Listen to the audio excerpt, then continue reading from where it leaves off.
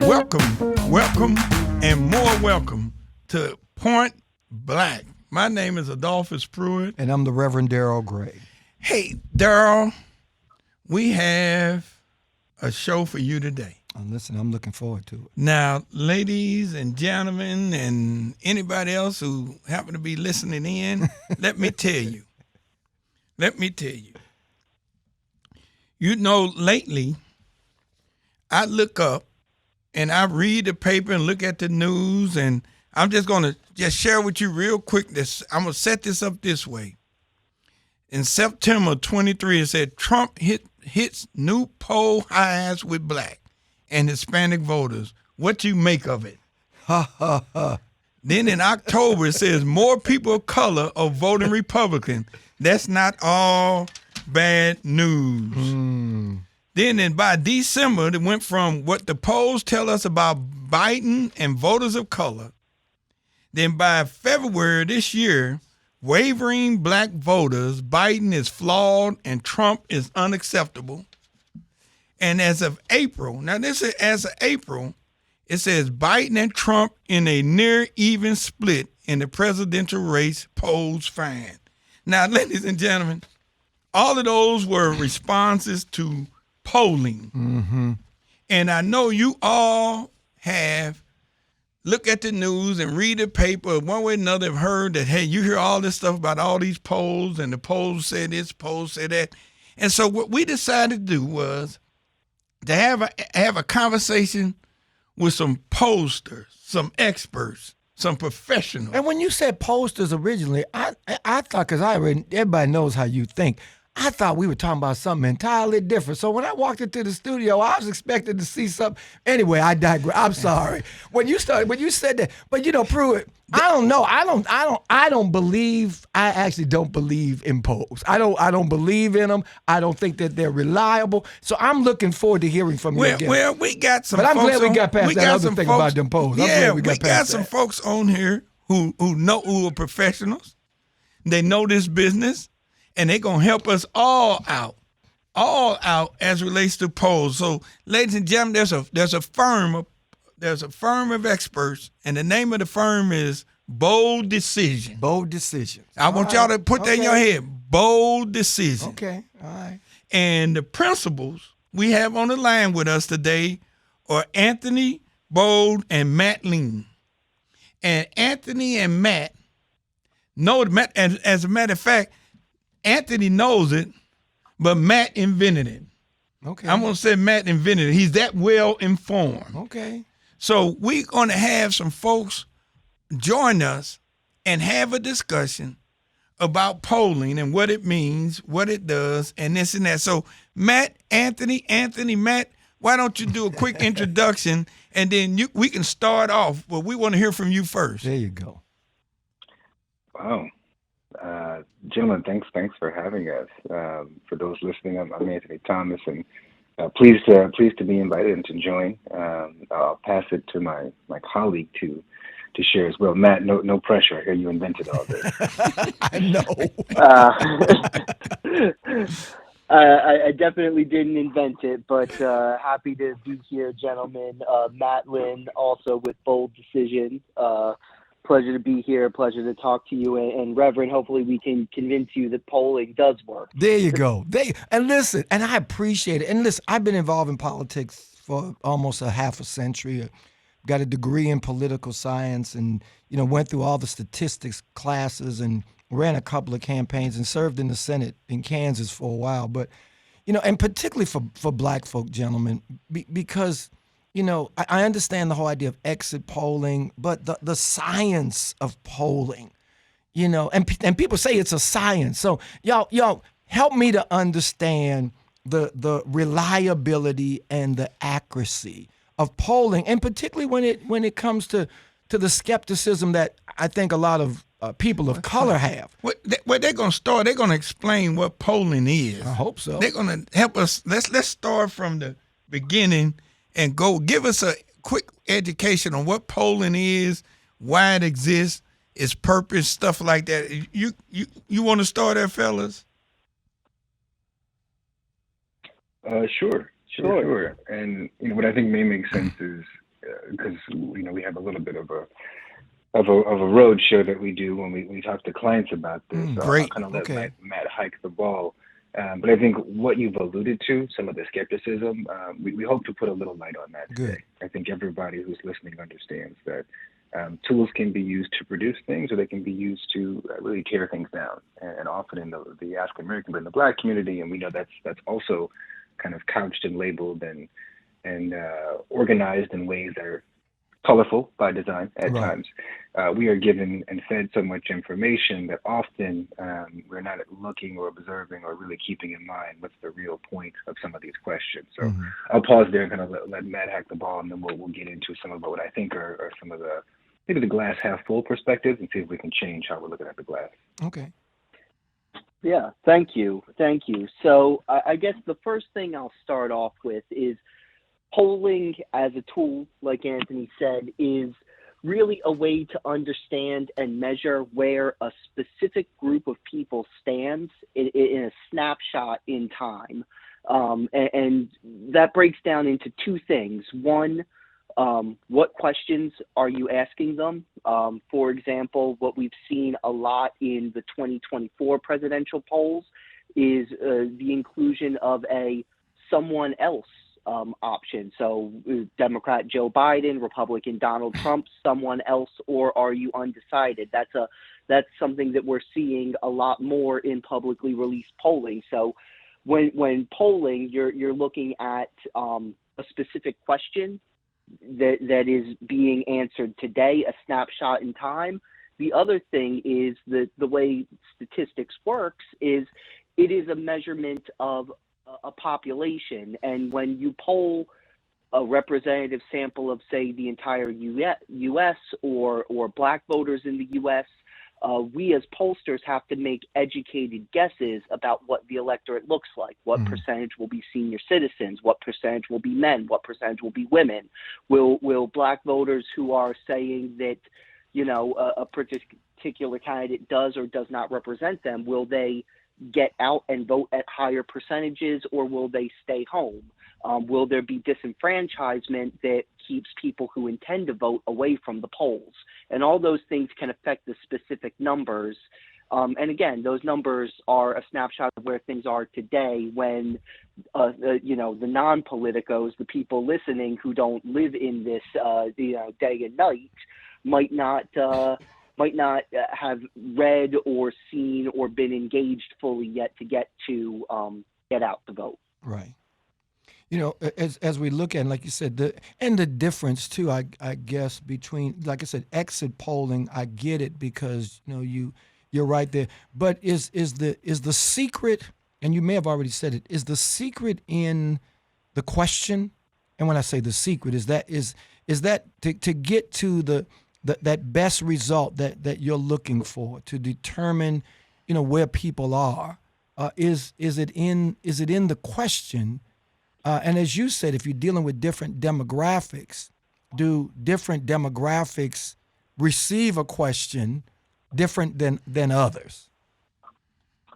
Wow, that's a multi-layered question, and I think you kind of answered it, kind of in what you're asking. Okay. So, Matt, I know you and I will probably approach this from two different sides, which is one of the reasons I think our firm has been successful. We try to cover lots of bases. Pruitt, I think what you're posing is, one, how a question is asked is clearly very influential. Okay. Right? Two, often, as you all know, it really matters who we ask the question to. Mm-hmm. Our communities are not a monolith, right? And Right. depending on where you go in a city, in a family, in a state, in a school board, on a basketball team, at a community picnic, you can hear a potpourri of perspectives and how the question is anchored or phrased, what language you use, what language has been explicitly shared or omitted. Right. Also kind of influences people's ability to hear or understand. And I think one of the things that's really relevant to the question you posed, and Matt will probably answer this from the other side, is clearly in different communities you have issues that are particularly salient at the moment. Mm-hmm. And the way you ask a question can either bias or encourage people to step back in terms of how they hear and influence their ability to answer. Gotcha. Does that make sense? Yeah. Hey, Anthony, hold on. Matt, we're going to get your response too, ladies and gentlemen. We're on the line with Bold Decision, Anthony Thomas and Matt Lynn, and we're talking about polling. We're going to take a quick break, and we'll be right back with more on Point Black.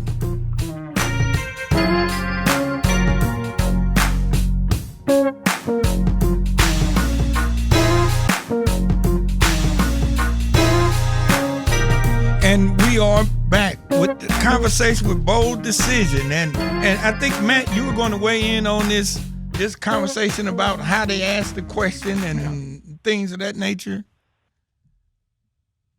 Yes. I think one of the things that the headlines, when we were talking about sort of the setup of this, a lot of times people read the headlines and it says, black voters moving towards Donald Trump. Right. A lot of times that underplays, downplays the fact that these surveys are sometimes quite long, and they talk about a range of issues, and sometimes campaigns try to ask questions to figure out what issues are most important and what persuades, and there's a lot of campaigning that goes into sort of if people feel a certain way today, either because they are needing enthusiasm or they need convincing or persuasion, it affects where the measurement is today. I think the other part of it is, you can ask a question as you can put your professor academic hat on, or you can put your political campaigner hat on, and a lot of times polls will ask questions in different ways when you're either trying to see how you might be able to move a voter versus measuring accurately where the voters are today. So let me ask a different question. I got a couple of them. But the first one though is, let's say this, and ladies and gentlemen, this is hypothetical. Let's say I live in the city of St. Louis and I want to run for mayor. This is hypothetical. Hypothetical. I want to run for mayor. You're not testing the waters. You're not testing the waters. No, I want to run for mayor. Okay. And if I want to run for mayor, and I want to see how viable my candidacy could be, okay, I'm going to do some polling, right? And I'm going to reach out to Bold Decision and say, hey, you guys, I'm thinking about running for mayor. I need to do some polling. What I want you to do is tell me what it is. Let's walk through the process. I'm trying to hire you to do some polling. Right. Let's walk through it. Tell me what I need to do, what I should be doing, and so forth and so on. Anthony, do you want to Sure. start us? And off? Anthony, before you do it, start the clock now, because I know you guys get paid by the hour. So start the clock, because Pruitt just raised a hypothetical. But if I were you, I'd start the clock. Sorry, for the record, for anybody who's listening, we unfortunately have not been retained. The Pruitt campaign There you committee. go. Smart. That's and, smart. Unfortunately, we also have not instituted an hourly kind of pay structure. I think one of the beautiful things about Bold, we all kind of came together. A quick backstory is a bunch of us had worked kind of together in different capacities over the last 10 to 15 years, and when there was an opportunity to really kind of pool our brains and tools, we jumped at it. And I think we're a smaller boutique firm that has had the good fortune of taking on a lot of national political clients, political entities as clients. We do for-profit work, we do not-for-profit work on the corporate space as well. But we intentionally are bespoke, and that doesn't allow us to simply charge by the hour, because different projects have different needs and different clients have different outcomes they desire. And as such, doing bespoke work doesn't allow you to pinch pennies in terms of time, but to really be thoughtful and step back and create what works best for the client. That's good information. That said, I think the qualitative answer, and I'm sure Matt will give some of the quantitative answer, is as follows. To do an assessment of kind of how you might fare running for mayor in this case, we need to have a sense of what is the political landscape. So we would start by looking at, well, who's going to vote, right? Historically, how do we have a sense of who participates in this decision-making process? And for us, our industry. It includes looking at the voter file, which is largely held by various boards of election. And there's kind of online political party entities that are also part of this. We won't get into that today. But we would need to we need to find out who votes. We need to do an assessment of kind of what is the appropriate audience for this question or these questions. We'd have to identify kind of some baseline anchoring questions. You know, not everybody who claims they're going to vote is going to vote, right? So every participant would not be made equal in that respect. We would then need to make sure we have the kinds of questions that guide people towards answering some things objectively. We would probably test some language and test some messaging around your name, your candidacy, some of the issues that be most associated with you in the community. And then, of course, we'd want to step back and ask some questions that offer a comparison, a place of comparisons that we understand people, you know, participating in the poll to understand kind of how to consider you relative to other potential candidates, right? You can't be somebody with nobody, right? So if Right. we said, would we take, you know, Barack Obama versus, you know, Adolf Hitler, it's pretty clear for most people. But if you were to say Barack Obama versus Beyonce, it depends on the audience. Amen. Right? So Amen. I I'm think voting for we would have to Beyonce. I really got you. kinda- I got you. I'm voting for we have to Beyonce. really She got offer my vote. people a foundation with which to understand how to answer. And I think that's some of the qualitative we would use to approach determining your viability. Let me ask you this: local versus regional versus national. You know, as I look and just trying to prepare, I mean, nationally, you've got pollsters in America who, you know, at the top of the heap. When you look at New York Times, it's, you know, top of the heap. And then you've got, you know, University of North Florida down at the bottom or something like that. And so the you know, if, like as Pruitt said, hypothetically, if I'm a candidate or if I'm running a local campaign for mayor or could be a regional campaign or statewide campaign, what's the advantage of dealing with a locally based polling firm versus one that may have, you know, this national name recognition?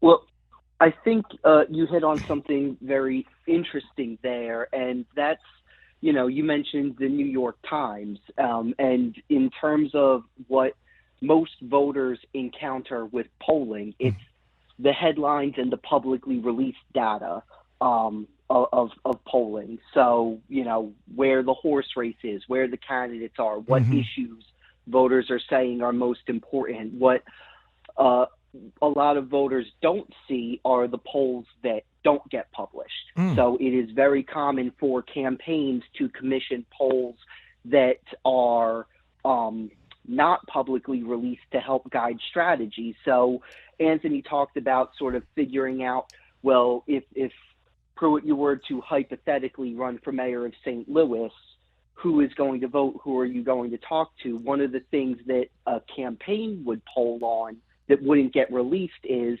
well, your message, your biography, your issues are most appealing to what groups of voters? Is it black voters? Is it younger voters? Is it college educated voters? Is it homeowners?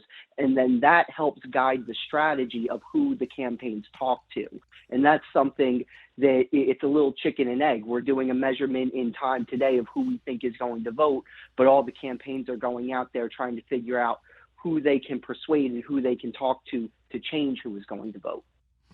Got it. Can I piggyback on that just a little bit? Yes. Because one of the things that Matt doesn't say, but didn't say then, but he says, and I've adopted it and borrowed it, is often, you know, clients will come to us, organizations, those who have no political interest, but who are doing maybe civic engagement, or folks who want to advance a public policy or a legislative issue.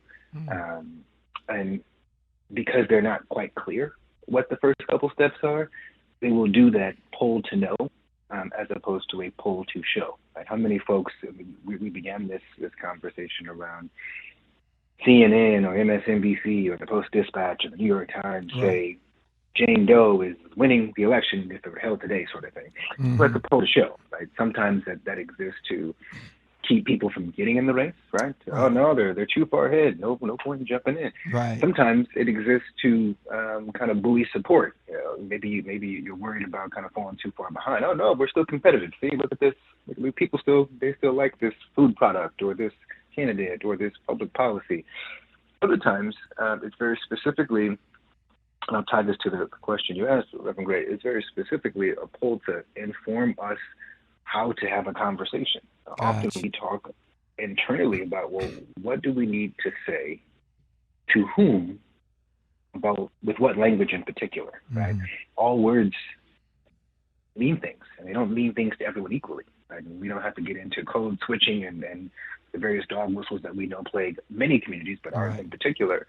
And I think the real answer to your question is, I don't know that it matters if you have someone local versus, stationed on the moon. I think what matters is how well they're able to kind of integrate themselves into the needs and value constructs of the client, how well they're able to appreciate some of the outcomes, macro, some of the outputs, micro of the client, and then really be a strategic partner with that client in terms of getting to where they want to go. What's the explanation when you hear in different commentaries, polls have value even when they're wrong?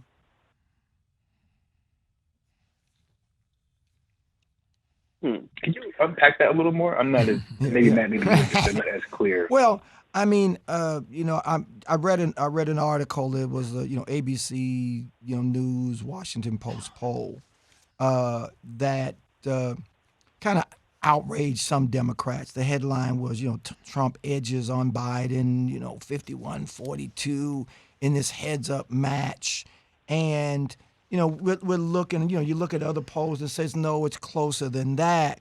But, and I think you might have already mentioned it, polls used, for mobilization.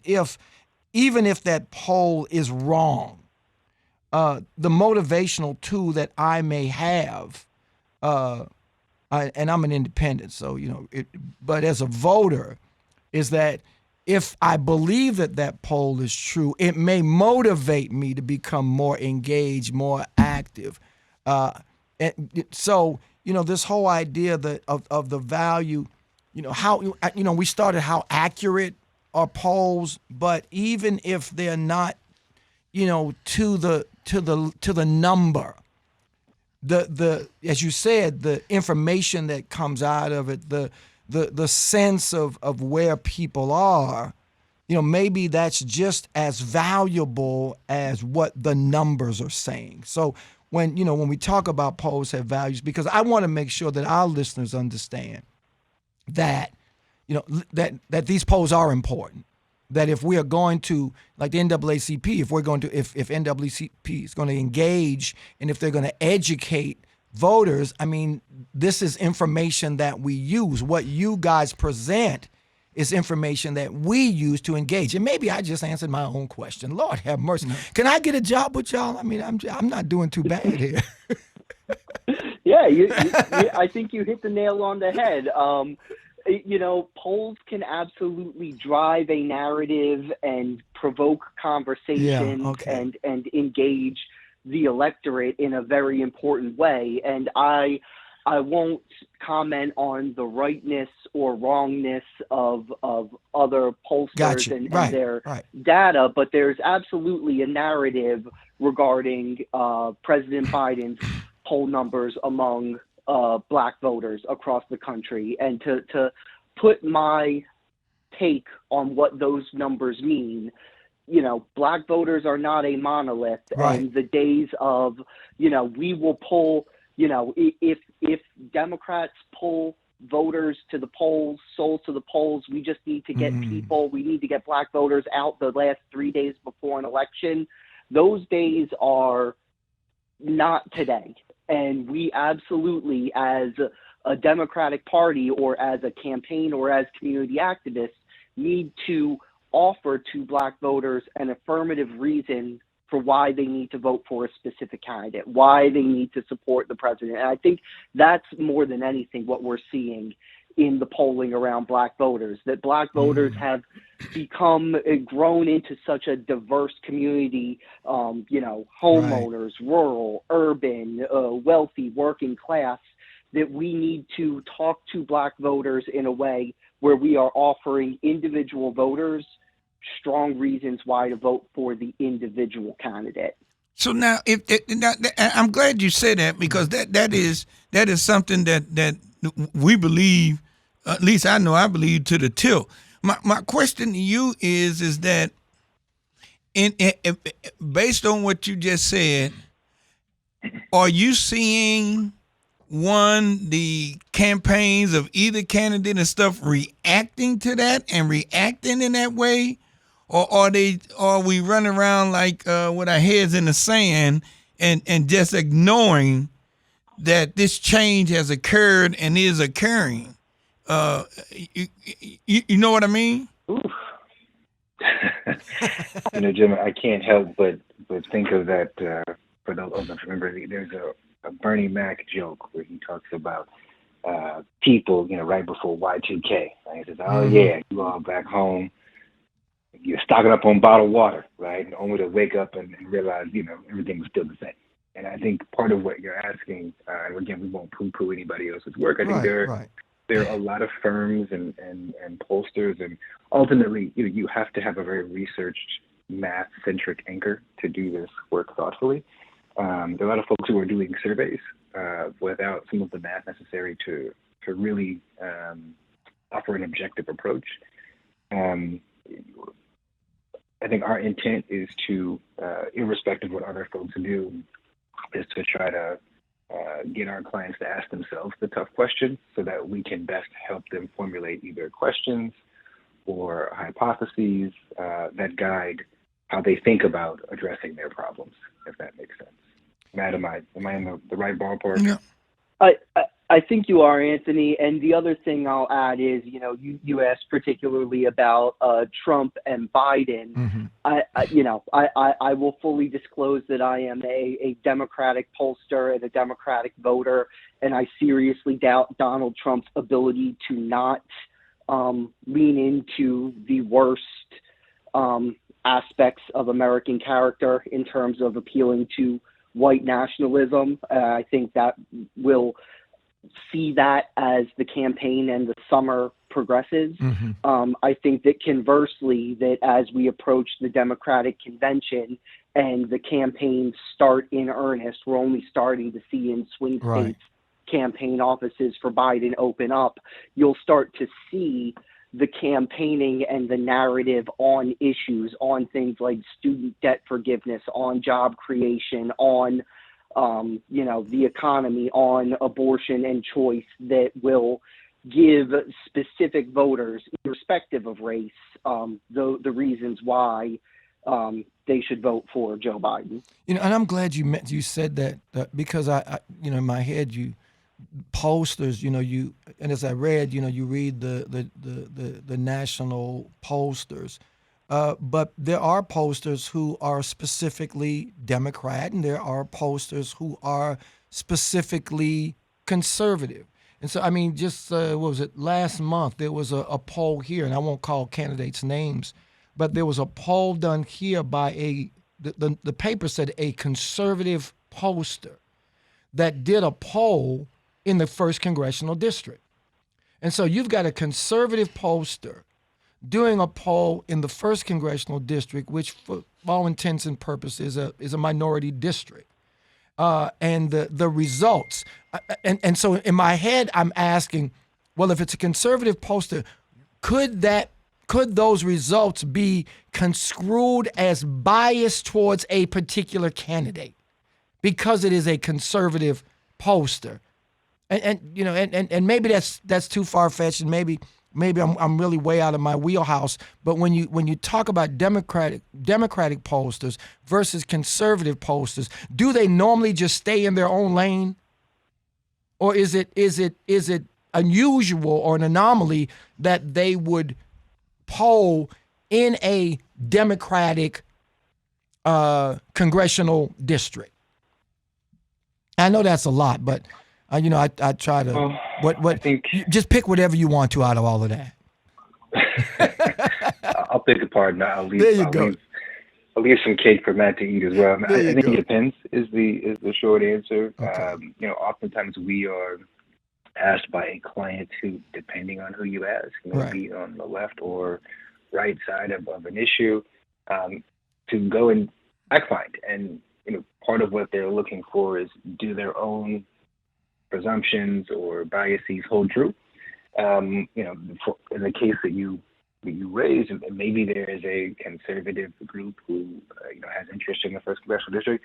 Maybe there is a moderate or left-ish group that finds the conservative leanings of this particular pollster to be based in good math and good science, and want to get their take on it. Right. I think it varies. I don't know that there has to be a political ideology inherently attached, because I don't know that you can believe whatever you believe and you can still function objectively. Mm-hmm. I think the question always kind of comes back to, how are the questions drafted? What audience are you really talking to? What are the parameters around that conversation? If you catch somebody walking out of the grocery store, is that as sound as having them in a one-on-one phone conversation, or having them do an online survey or poll, or inviting somebody into a specific room to have a focus group? Probably not. So I think the parameters with which you ask questions and write questions and get answers are really, really significant to the quality of the poll. Listen, we got to go to a quick break. I'm really enjoying this as a political science geek, but we have to go to a quick break because BJ's got to pay some bills. Y'all just hold on with us. Stay tuned. We're going to be right back with more of Point Black.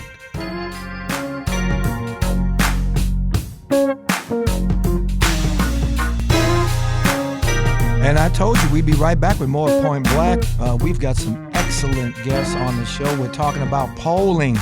And for those of you on certain stations, listen, don't misconstrue what we're talking about. We're talking about voting. We're talking about polling. We're talking about political education, and how do we find out what people are interested in? And we have two amazing experts on the line. And before we get back to them, let me remind our listeners that you can always chime in. You can let us know what your opinion is about the show. You can go to any social media platform and type in @PointBlackSTL.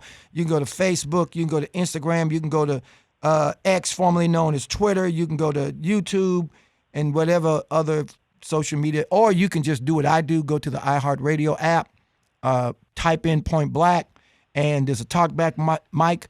Push the button. You can talk back. Let us know what you think about the show. Pruitt, we got an exciting group. Two quick questions. And folks, again, we on the line with Matt Lynn and Anthony Thomas with Bold Decision. Bold Decision. They are posters. Two quick questions, and you can respond in any order you want. One is, explain to the listeners what a push poll is. And two, how are you reaching today based on technology? People don't have landlines anymore. So how are you reaching them? And a part of our audience on Sundays is on the hip hop, 100.3 The Beat. How do you reaching those young people? Are they even answering their phones when it comes to polls? So you could take that in any order, but again, push polls, and then how are you reaching people now that landlines are gone and we're using cell phones, and especially as it relates to the young audience?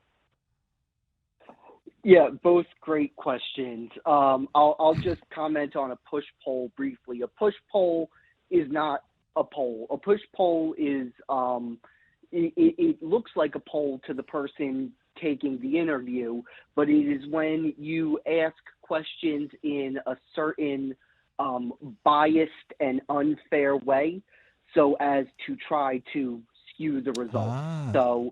So that is, something unscrupulous, something that goes against a lot of the codes and standards of ethics that a lot of the polling firms and definitely the academic institutions adhere to try and coerce a biased response out of someone. How are we reaching folks? Hey, Especially Matt, hold on 1 minute before you go to how you're reaching. Just on this push poll, can you give an example of a question that one of our listeners may hear that they know that this is probably a push poll that they're listening to? Can you give an example of one of the questions? Just any question. Yeah. Okay. In the hypothetical, what if I told you that Pruitt, who is running for mayor of St. Louis, hates puppies and is going to ruin the city? Are you still going to support him as mayor? Oh, gotcha. That's a push poll. Got that, ladies and gentlemen? Hypothetical. And hypothetical, because Pruitt loves puppies. I just want to let y'all know. Oh, Pruitt but you didn't do the hypothetical about running for mayor. Yeah, I ain't running for mayor. No, I'm sticking with the love puppy part.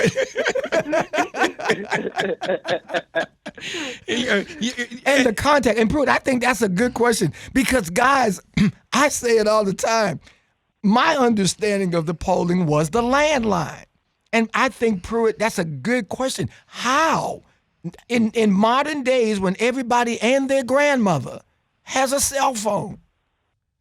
And sometimes, we change our cell phones every 6 weeks. So how, guys, how do you make that contact?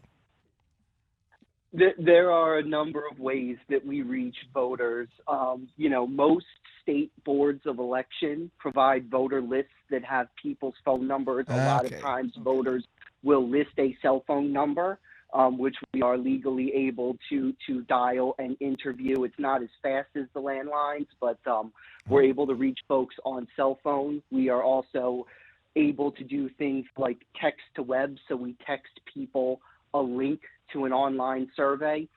There are some firms that solicit responses off of social media. There are some that try to reach people via email. So, I mean, there are people out there gathering data and gathering public opinion research, both in the political and non-political world. Really, any which way that you can talk to voters nowadays. Can you do a poll over the radio? Now that I'm thinking about it, can you use radio for polling? I've never thought of that. Call in. Let us know what you think about the hypothetical. Let us know.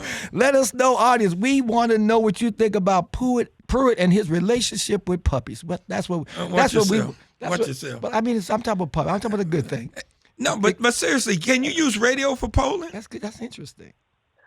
I don't know if you'd be able to reach enough people, and one of the things that we spend a lot of time on is making sure that the people that we reach are random and representative of the population. So you can definitely poll your viewers, on social media. You can reach your viewers, but that's not going to be representative of, say, all of St. Louis. Got it. I think that's a great question because, look, I don't have to explain to you folks and really the folks listening. We all enter every space, personal, professional, otherwise, with some element of bias, right? Part of a good pollster's job is to offer information in a way that cuts through that, or makes it a serious effort to cut through that. And I think the premise of some of our conversation today is so much of what is publicly consumed is sensational by design. Is written or created or made on TV, for example, to elicit a reaction as opposed to really posit a question and really take people's temperature in a thoughtful way. So the challenge, right, is always to find a healthy cross-section because elections have consequences. We're talking about this in the electoral space, but whether it's public policy, whether it's decision making in our families or where we send our children to school or where we choose to worship, right? Those are things that are influenced by lots of different variables. And if we're not able to, as pollsters, step back and create systems and frameworks to give our clients the most honest assessment of what's happening, what we're really doing is feeding a bias, and that doesn't empower folks to have the best product. Yeah, and that's always going to be my concern as people look at these polls. It does affect them. It does. It guides them, it drives them. And so that's why it's important for people to understand the behind the scenes and how pollsters get to a certain analysis. I'm remembering one poll back when Biden and Hillary were doing their thing, or it might have been Hillary and Trump. And my understanding was that Hillary was up. They were saying, well, Hillary is just it was Hillary and Trump, 98% chance of Hillary beating Trump. I mean, and that's what, people were hearing. And my fear is sometimes that when some people hear, well, it's a 98% chance that this candidate's going to beat the other candidate, then we may not be as excited as we ought to. We might say, oh, well, they got it. I might as well stay home. So there's a whole lot of variables. And, I think polling is important. I think that we need to pay attention to the results and just try to figure out, with those results, how much of those results are our reality. And so I think this is interesting conversation. My question is this, because I know you say that the polls are polling, or the polls are supposed to reflect the demographic of the area that you want to, you're trying to get some ideal about. So that means you're going to have some black people in there, white people, young, old, Christians, non-Christians, so on and so forth. Mm-hmm. How do you determine that you really are reaching that fruit cocktail of people? Smorgasbord. Fruit cocktail. Fruit cocktail. How'd you go from puppies to fruit cocktail? I like fruit cocktail. Yeah. Y'all jump into that. Yeah, y'all. Yeah. We work with a lot of voter files and voter data. So the biggest indicator of someone's potential to vote is whether or not they voted in the past. So we always look at the demographics of past elections. So to look at the 2024 election, we're looking at the demographics of people who voted in 2020. And we're saying, well, starting with 2020, what's changed? Who's new to the district? Is there a reason why a particular group may or may not vote in a higher or lower proportion? And then when we have our voter lists, we're able to ask people when we poll them, what is your age? What is your gender? What is your race? To make sure that we're matching up and getting an accurate sampling, an accurate snapshot of the electorate. Well, you know what, Matt? You are taking us out. It looks like we're running out of time. Our producer's looking at me like, hey, unless you're about to pay some more bills, you need to shut up and get up out of here. Looking at Pruitt with puppy eyes. Look at and fruit cocktail. Hey, ladies and gentlemen, we've been talking with Anthony Thomas and Matt Lynn of Bold Decision, of pollsters, professionals out on the East Coast, West Coast, Mid Coast, and they even poll on the moon, Daryl. You didn't know that, I heard him say that. I heard him say something about the moon. Matt, Anthony, we really do appreciate having you on the show. We appreciate your time. And ladies and gentlemen, Daryl, you're going to take us out of here? Well, listen, we appreciate everybody tuning in. You guys continue to stay tuned in. We try to be informative. We try to be entertaining as well. And once again, we'll see you on the radio. Have a good day. Puppy eyes.